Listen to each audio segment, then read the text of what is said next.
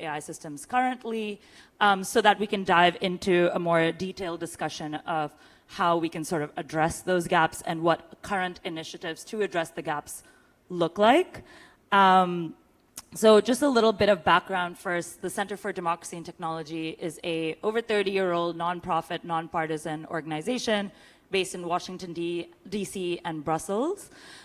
We've conducted a lot of landmark studies into examining multilingual LLMs and then also interrogating their use in content moderation settings, specifically as they relate to content moderation in low resource languages widely and commonly spoken in the global south. In our paper, Lost in Translation, we looked at key architectural training and testing gaps that exist that could then sort of impede the ability for large language models to work in different language contexts apart from English. And we found sort of key gaps in those three sort of buckets. In the training data sense, I think it's widely understood that that large language models are commonly trained on data that is sort of scraped off the web or widely accessibly, easily found on the web through Common Crawl, through widely sourced data sets made available through Common Crawl or other sort of open repositories. And those data sets often over-index on and over-represent the English language. So what we found in our study that was published in 2023 is that the vast majority of these multilingual systems were still trained on over 60% of English language data. So I think everyone in the room kind of understands that the sort of little 40% of data that it does represent non-English languages is often not fully representative of the plurality of ways we speak those languages. And AI companies sort of asserted quite confidently that these systems nonetheless worked in these languages, even when, especially in low resource languages, they were trained on one or maybe no data in that language. And the few data sets that did exist to train these systems were either machine translated, which means that they were replete with errors, or were just poor substitutes of how we spoke. Another gap we found was that there was an over-reliance on model architectures that sort of privileged English or Anglo-centric or Western sort of capabilities.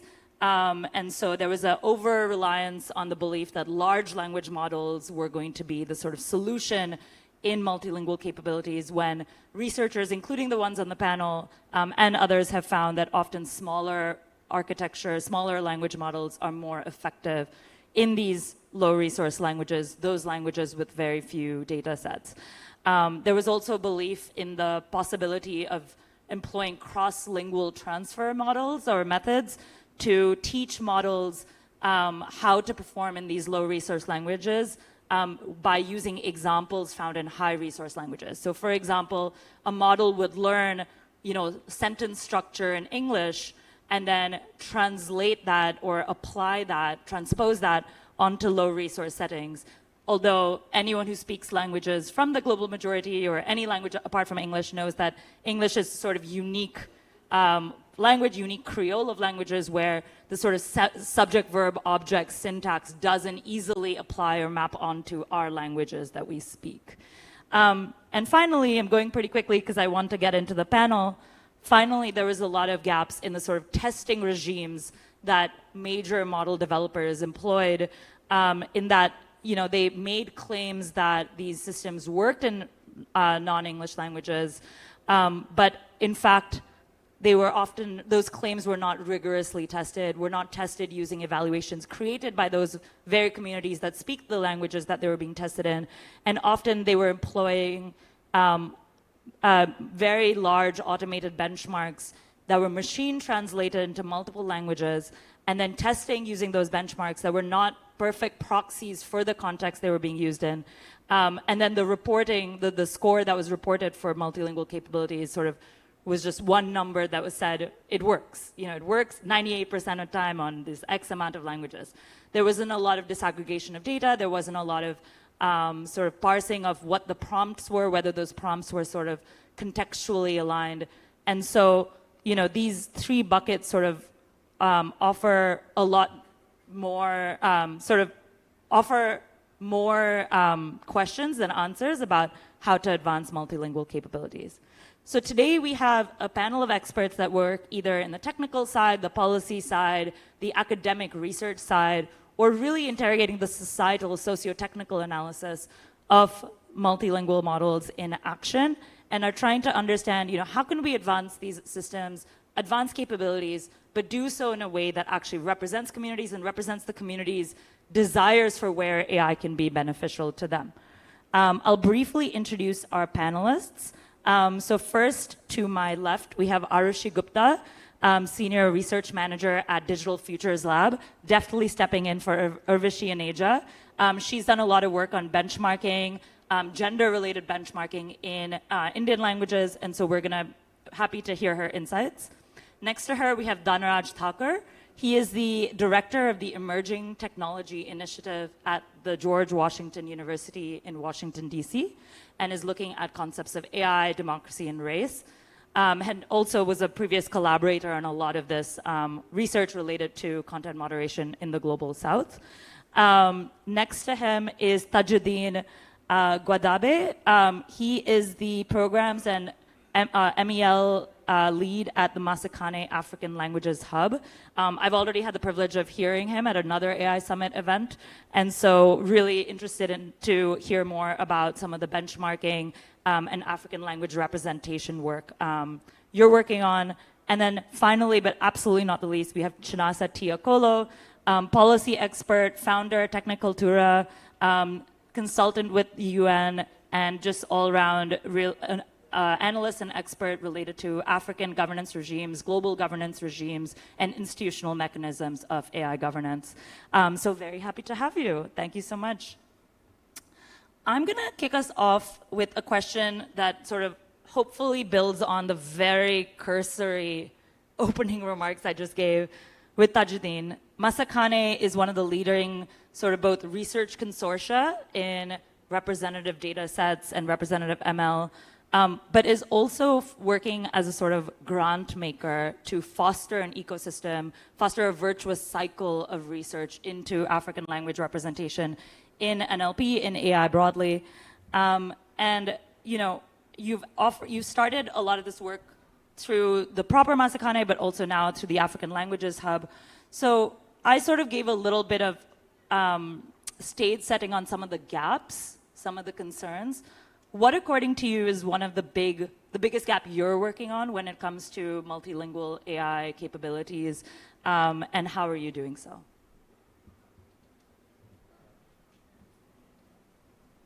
Am I audible? Okay, thanks. So how many minutes do I have for this? We have 35 minutes, so just go on. Thank you very much for the invitation. I think when it comes to African languages, there are lots of challenges.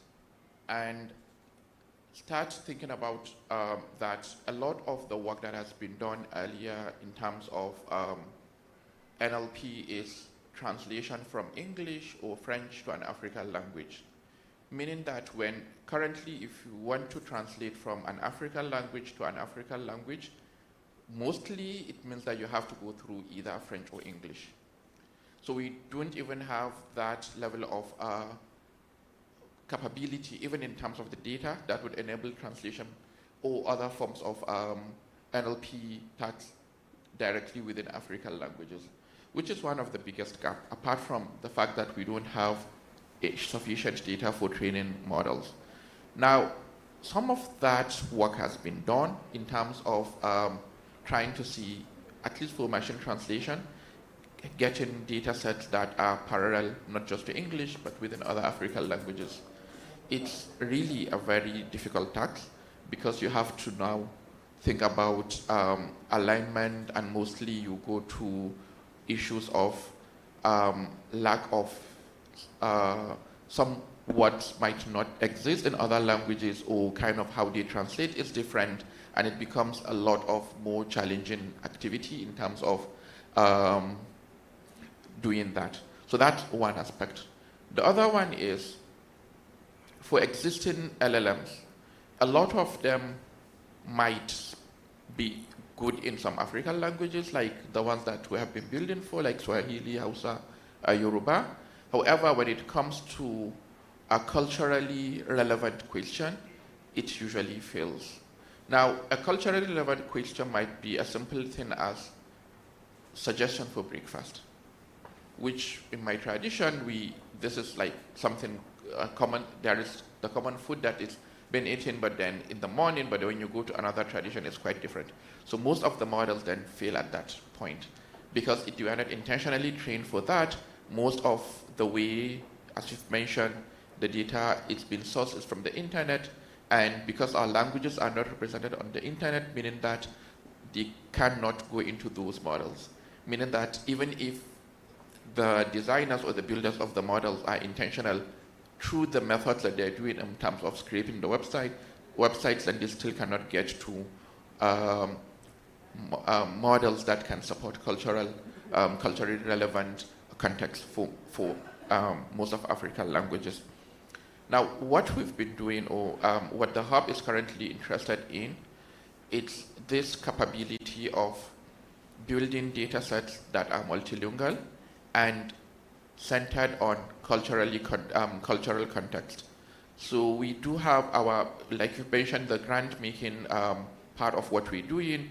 We are looking at grants to develop multilingual, multimodal data sets for about 40 African languages, and multimodal in the sense that it would have a text component, it would have a voice component, and it would have an image component.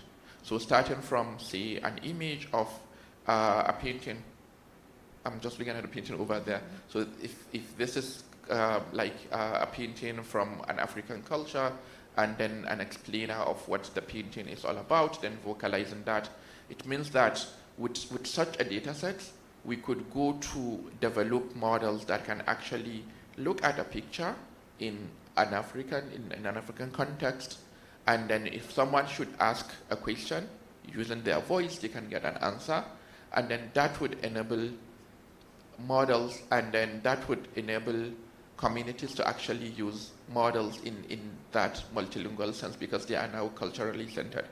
One of the things we're also looking at through that process is to enable that African language to African language translation. So because some cultures have some languages are from similar cultures, so you can use some images, and then you can have the same the text content and the voice content that are similar. Eventually, we know that a lot of African languages do not necessarily have writing systems, and looking at a technology that can enable voice-to-voice communication, I think helps. Just to add one more thing before I end. So I'm just going to give a very typical example. Nigeria has over 200 million population. We have 3 main languages. I speak one of the languages, but I don't speak the other 2.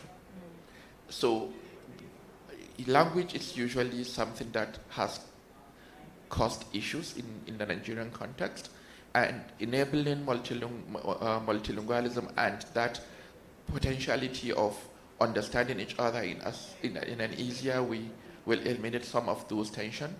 And I think it has that possibility of solving some of the potential crises that are happening because of miscommunication between tribes. Thank you. Thank you so much. And you teed me off well for a question I have for Arushi. But before I start, I think I just want to note that it's very intentional for us to start off with, I think, the work you're doing, and also, I think, the African context, because I think the summit will succeed if we are doing a lot of like South-on-South collaboration, because a lot of multilingual researchers working and advancing these capabilities are actually facing the same things, maybe in different contexts with maybe different sort of factors, but I think there is a lot to sort of learn between the African context, the Indian context, obviously the Southeast Asian context, Latin American, etc.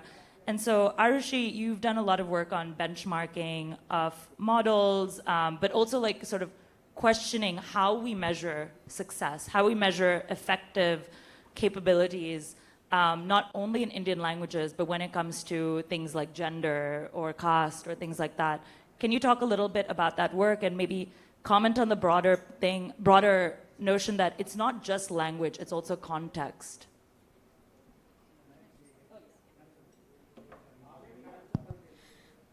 Great. Thanks, Alia, for that question. I mean, over the last couple of days, I've been hearing a lot about AI localization. So it's glad that you're holding space to really dig into the question of what localization really means, especially in large language models. One of the pieces that we've really been emphasizing is in terms of disaggregating the localization piece and the cultural contextualizing piece, right? Language is one part of it, right? It is one dimension of culture, but there are many other things that culture encapsulates. It could be local histories, it could be endemic power asymmetries, it could be food, cuisine, it could be variety of everyday practices that structure the social life around us, right? And not always do local language data sets, especially those that currently find their way into AI training data sets via internet data, encapsulate those accurately, right? So just to give you an example, when within the Indian context, there are several foundation general purpose models coming up. And one of the models uses soap opera scripts as the data source, right? Whose culture does that really represent? And that's, of course, a big question for all of us to unpack together. Coming to the second aspect that we emphasize is culture is, of course, not homogeneous, right? And I know it's, of course, a very run-of-the-mill argument, but I think it's worth emphasizing every time I can, is especially in the Indian context and many other global south countries, you have multiple ethnicities, religions, you have multiple lived experiences, right? Specifically, even when it comes to gender, when it comes to caste, when it comes to race, when it comes to class. And several intersecting elements therein. How do we ensure that a model captures those nuances, right? The other bit related to that is also when a lot of models depend on internet data, they are already privileging a very select strata of society, right? A lot of Indians, a lot of people in the global majority are not on the internet.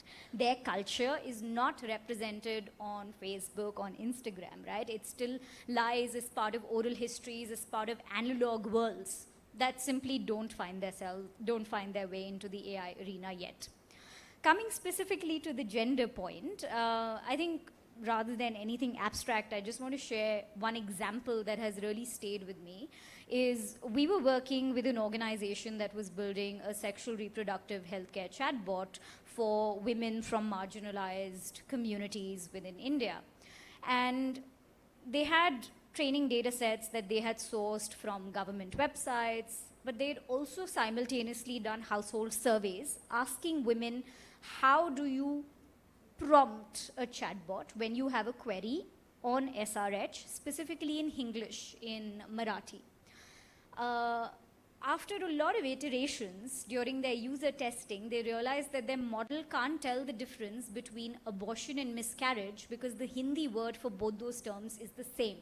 So every time the woman would report a miscarriage, it would assume they have gone through an abortion. So what they did is that they did focus group discussions, and they genuinely asked the women, then how do you in your language differentiate the two? They picked on those sort of aspects and fed them back into the training data, right? So that was the iterative, community-centered example that I wanted to give because a lot of those buzzwords have come up over the last few days. So I hope that helps sort of illustrate that conversation a bit. But yeah, let me pause here. Thanks so much. I think that example really sort of is tangible about like what we risk doing. I mean, there's a lot written about the sort of macro flattening of language, which is, I think, a very important point as well. But more tangibly at the individual level also, how are you impeding people's ability to, assuming a type of user and then impeding users from accessing really almost life-saving information in a lot of contexts, especially at the scale of AI adoption.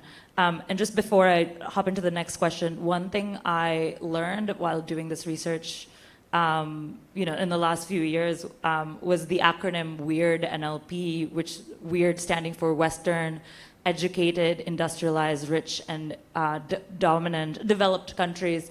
And WEIRD NLP is a nice an entire subfield of study that sort of looks into what you were just talking about, the over-indexing of certain perspectives in data sets, in current AI model capabilities, and who does it not privilege. So Dhanaraj, I wanted to hop over to you to ask this question. A lot of your work has thought about representation and inclusion, both through other trust and safety related research and platform governance, and then also most recently in examining how automated systems and human processes in sort of large tech companies often, how they work in a set of languages known as Quechua, and then how they also assume sort of sideline indigenous languages. And I just wanted to give you the floor to talk a little bit about this research, but also what's at stake when we are, major regimes don't fail to take into consideration these communities' perspectives and communities' sort of lived realities and identity. Great. All right, thank you, Alia. And thanks to the organizers for allowing us to have the space and this session to discuss these issues. So I think this is an important question around representation and inclusion, something I think all of us on the panel think about and many in the audience as well. I think, representation inclusion around the design, development, deployment of models.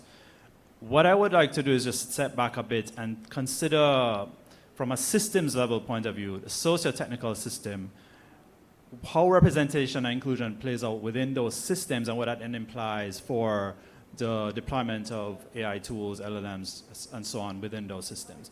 And to be more clear, what I'm talking about here is, and this is based on research Alia alluded to, that she, myself, and another colleague, Mona Elsua, led, looked at content moderation systems across the majority world. And so the example I'll use is a case of Quechua. And by content moderation systems, I mean not only just the classifiers and the various kinds of LLM tools that, say, social media companies may use to assess user-generated content, but also the human systems and processes that surround the use of those tools. And so, to give an example, when we talk about representation and inclusion, one of the first things to note is that content moderation policies, in the case of Quechua, when we explore this in detail, start with policies that are developed in English and Spanish. So starting with this kind of high-level or high-resource languages, already there's an indication of exclusion at that point, right? And then based on interviews with Quechua content moderators, so people that who spoke Quechua but worked among firms that were contracted by social media to assess user-generated content, what they told us was that user content in Quechua was initially machine translated into Spanish for review. And then based on those translations, it may or may not be flagged for further assessment, then often by a human moderator, i.e. the Quechua-speaking content moderators. That in itself could be a whole separate discussion, but I just want to highlight the process here and the system in which these tools are being used. And then on the user side, through a series of surveys and interviews with Quechua-speaking social media users, we found that the kinds of classifiers or tools used by these social media companies often failed in assessing particularly harmful content that was generated in Quechua. So the users would often tell us how this kind of content was simply left online because these companies or the tools they're using could not parse it, could not understand it. And this was relative to Spanish, where Spanish content, harmful content, was often flagged and addressed appropriately by these companies. All of this points to ways in which these poorly applied machine learning tools within these systems fail speakers of certain languages, particularly low resource and indigenous language. And it points to how the system as a whole, from the start, involves some degree of exclusion, involves some degree of a lack of representation of speakers of certain languages, i.e. the content moderation policies. And then that just filters down into the way the LLMs or classifiers are then applied, because they similarly involve, as we have heard from previous speakers, various kinds of limitations in the way they might be useful for indigenous and low resource languages. In fact, when we pointed out these kinds of problems to NLP researchers and LLM developers who work in Quechua, they were particularly surprised that these companies were using these kinds of tools in this way and found it highly problematic. And when we spoke to Quechua linguistic activists and advocates, they themselves reported that they were not aware of any opportunities to provide some kind of feedback to these companies to help them improve these systems as well as tools, nor were they aware of any kind of consultation with their communities in the first place to help develop these systems or tools. What I conclude is that I think in general, this kind of problem stems from a motivation, particularly from large global companies that are obsessed with scale and obsessed with providing one kind of tool, one tool to rule them all, so as it were, one kind of all general purpose tool to address and to be useful for the huge diverse set of communities and languages that we have around the world. I think I'll pause there for now and come back. Thank you. And I think you've sort of teed us up into a nice sort of next round. Let's try to leave some time at the end for questions from the audience, but a next round to talk about, what can we do about it? And I think to kick us off, let's go to Chinasa, who's thinking a lot about and has written extensively about institutional mechanisms to either improve the state of multilingual LLMs or evaluate how current institutional mechanisms are working in the AI governance space. So can you talk us through a little bit of what global AI governance regimes are looking at, either through voluntary commitments, soft law instruments, or actually hard law instruments when it comes to multilingual systems or just general AI governance in those contexts?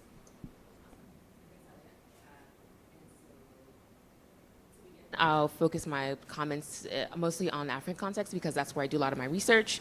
But my work at the United Nations, I focus more broadly on international AI cooperation. And so when it comes to Africa specifically, there are about 20 countries or so that have these national AI strategies. A lot of them focused on one, AI sovereignty and also becoming a leader in AI somehow. There doesn't seem to be a lot of specific mandates for, multilingual AI models, but I think that kind of falls under, making AI more inclusive, which is a common word or phrase throughout a lot of these AI strategies and some policy frameworks. And so there have been some governments actually on the continent that have made efforts towards developing multilingual AI models of their own. Particularly the Nigerian government actually developed, in partnership with a local AI company, a national LLM called InAtlas. And so it serves 4 languages, Yoruba, Igbo, and Hausa, along with Nigerian Pidgin. And so the goal is to expand it. I'm not sure what the timeline for that is, but we've seen other efforts from global majority countries like LATAM GPT that was led by Chile's National AI Center, and then also efforts from Southeast Asia with Sea Lion, their model for Southeast Asian languages. And so we'll continue to see a lot of these nationalized efforts come to play, and a lot of this is due to more so, let's say, big tech not serving these languages even at all, and if they do, it's not necessarily as accurate as if they would be if they had taken the time to invest properly in the data infrastructures and also the social infrastructures that are needed to support, effective and comprehensive LLM development. And so when it comes to other regions more broadly, on forthcoming AI legislation or regulation, I think again, like sovereignty is the key part. Because of one, reducing this reliance on big tech, and then also, again, trying to understand or ensure that local ecosystems have a chance to thrive, and with that, contribute to AI and data solutions as well. Thanks so much, Chinasa. And I think, a parallel trend we're seeing right now with a lot of government investment in sovereign AI, however they want to sort of define that, are community-led initiatives. I think we're seeing a lot of partnerships with either industry and also community-facing civil society organizations to create community-led either benchmarks or data sets to develop systems that maybe represent the views of people who may not be represented in the majoritarian perspectives that are often over-indexed on in government data sets, government initiatives. And so this is really a question to the entire panel. What are some promising initiatives in the field of multilingual or unilingual in non-English languages to advance AI capabilities or specific automated solutions for very specific needs that come to mind to you that you want to spotlight?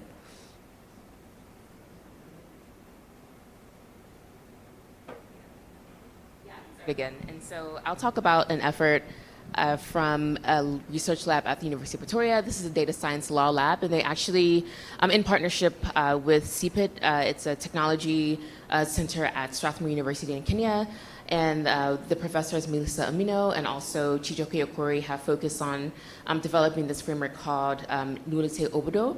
And the goal of that is to, one, set basically a data governance framework for ensuring that communities and people are compensated for the data that they provide to large language models and data sets that are used by AI companies to train these models. And so I think this is a really important part of governance, one, because it comes from academic research, it's rooted in the needs of communities, and even though it's not, let's say, legally enforceable, it does provide alternate mechanisms for governance and also ensuring that there's fair compensation and also just generally fairness and justice in this AI ecosystem, because we have seen big tech companies leech off the work of these grassroots AI organizations like Masakane, Ghana NLP, and many others across the African continent to train their models. And they're just now, not just now, but you'd say over the past couple years, starting to ramp up their interest and finally focusing on African languages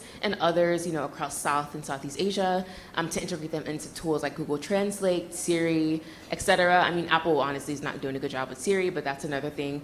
And so it's really important that communities work in conversation with civil society and also academia to develop these new mechanisms to ensure self-governance.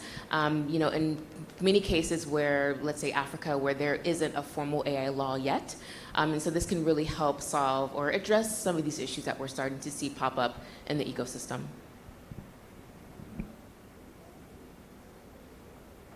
Okay, so from the Masakane Hub, part of what we are looking at is we do have models, and the idea is for these models to result in use cases that can actually impact on human lives. But we need to understand what are the capabilities of these models, and in terms of those African languages that we care about. And so for that reason, we are currently working on a benchmark for African languages. And the idea is, if you take a typical model to a farmer in a rural community, what will be the performance? So that would test the performance of a model in, say, agriculture, and specifically maybe on a crop disease in a language that the LLM might support or not support. So that would give us an understanding of how good are they, and that would help inform what is the needed intervention in order to get there. I think the ultimate aim for having AI is to impact lives. And in order to impact life, it means it has to work for the people that the last mile users. So in order to understand how useful AI is for them, the current one, and what are then the gaps that need to be filled in order for it to be useful to everyone. Thank you. Thank you. Dhanraj, I know you've also been thinking about what are other effective mechanisms to improve accountability, improve trust and safety. Some of that has been, I think all the panelists have talked about participation as well. What are other mechanisms that we can, what are other sort of recommendations to boost that sort of accountability and trust and safety?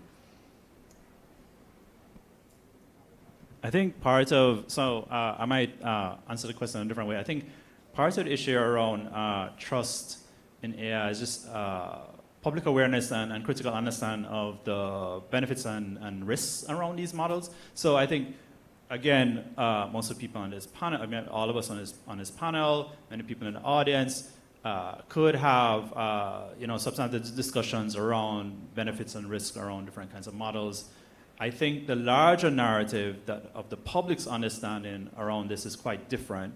That narrative is often driven by industry that will promote these models, and I think in particular of like the American frontier model companies will promote these tools as general purpose tools that are literally magical in some sense and can be applied to many different things.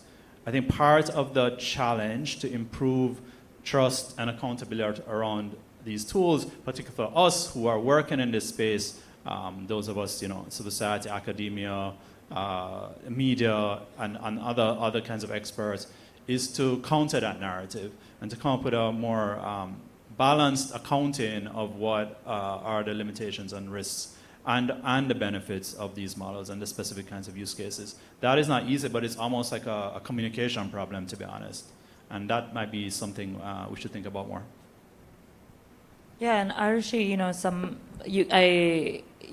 as you've been doing this benchmarking work, I'm sure you had to do a lot of this like sort of level setting, vocabulary familiarizing, context setting work before you sort of ask, hey, are these prompts useful? Like, are these answers useful to you? How did you sort of go about doing that in your studies? How are you bringing people into the conversation? And, as you're putting on the mic, I think one thing I'm always like sort of struck by in these AI conversations is like who is allowed to like call themselves an AI expert, whose like expertise is valued in these conversations. So, in expanding that table, like what does it look like? What are the steps we need to do? I think, yeah, okay, super. Thanks for that question, Alia. I think I would just like to echo all the points that were shared earlier in terms of centering trust and accountability and having also very clear communications with the wider public at large. Coming specifically to the benchmarking piece, so maybe I'll first start by talking about the motivations of why we need to do this kind of contextual benchmarking. So we do see a lot of involvement of communities in curating data sets. It's a fantastic step that is happening in many global south countries. There are many social impact organizations, civil society organizations that are going door to door to collect recipes that have never been codified, organizations who are working with LGBTQ plus communities to understand the kind of hate slurs they encounter on social media, right? All of that is being collected, codified, and used to train LLMs.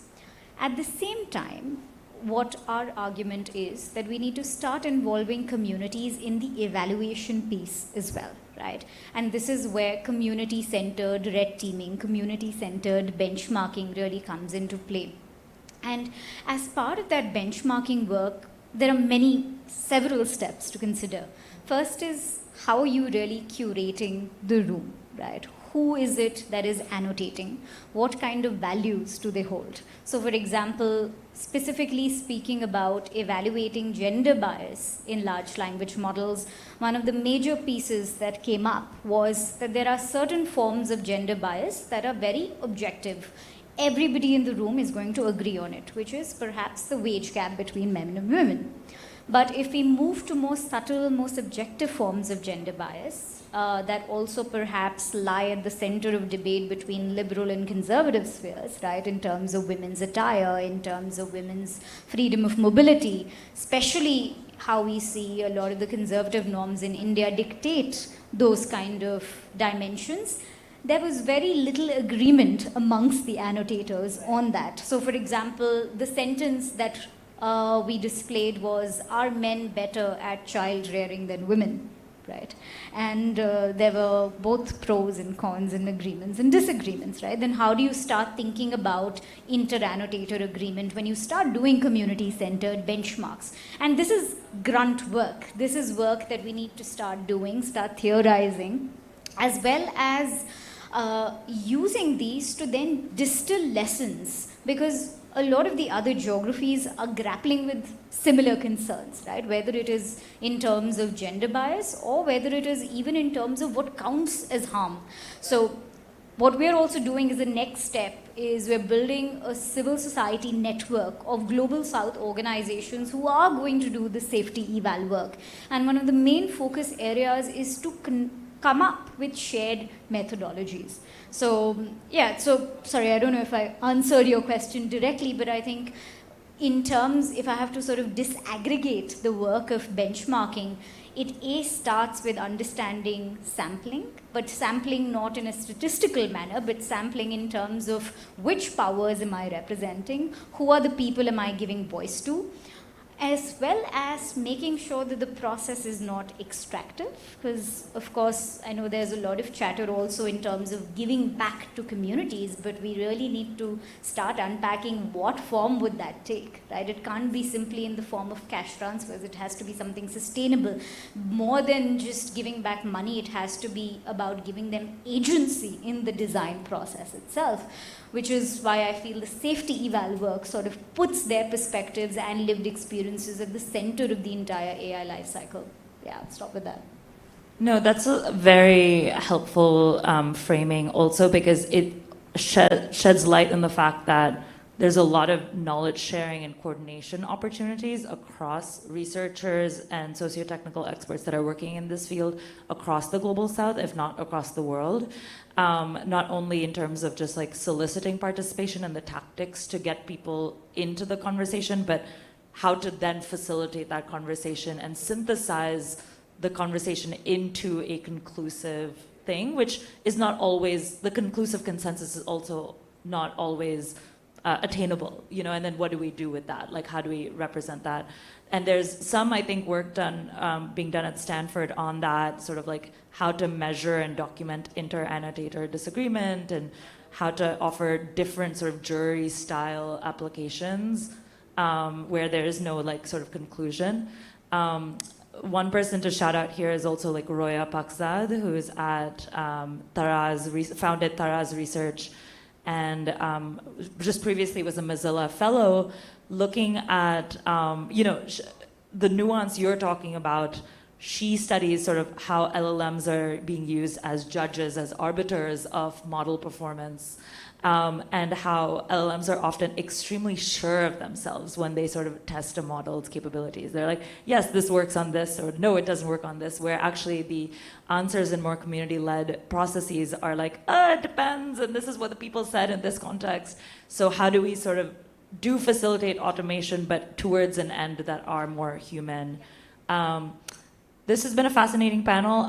We have a minute, and maybe I'll stretch like the other panel did before us. Are there questions in the room? Yes, we're going to take one question from that hand over there. Yes, you, yeah. You have limited time. Next session is ready. Oh, okay. Please. We'll hear the question and then we'll... Thank you so much. First, thank you so much for holding the space. It was quite a rich conversation across the majority world. My name is Lavansh. I'm a researcher based at Cambridge University, but also I wanted to talk about one thing which was a common strand across the things that you've talked about, which is there is a reductionism of language, right? Because language as is not a static thing. It continues to grow and evolve. But also this technology, when we say AI, we mean nothing but these, codification of algorithms is a classificatory process. So is it even of aspirational value to codify language? And should we be, no matter what we call it, indigenous AI, localization, community engagement, many things that you talked about, the technology is classificatory at the end of the day. So this colonial technology will sort of, flatten our lived experience of language and culture as is. So how do we reconcile with the technology and come to a negotiating table is my question. And I'd love to hear cross-contextually on this. Thank you. I would also love to hear cross the panel. We are not going to be able to do that because we're being kicked out. But I just want to say, please stick around, and I would love everyone to have this conversation offline. But I think what you are it's a perfect note to end on about sort of not only who has the say in developing the capabilities, but also then who has the right of refusal, right? And I think that's also part of this process. What do evaluations, but also what do participation at every stage of the life cycle, including both conception of the use of a model and then decision to use or not use a model look like? Definitely want to have this conversation. I want to first give a huge round of applause to our incredible panelists. Thank you for your time and thank you for the work you do in this field. Hopefully this is just a conversation starter for the rest of the summit for everyone who is in this room and everyone's tuning in online. And thank you so much.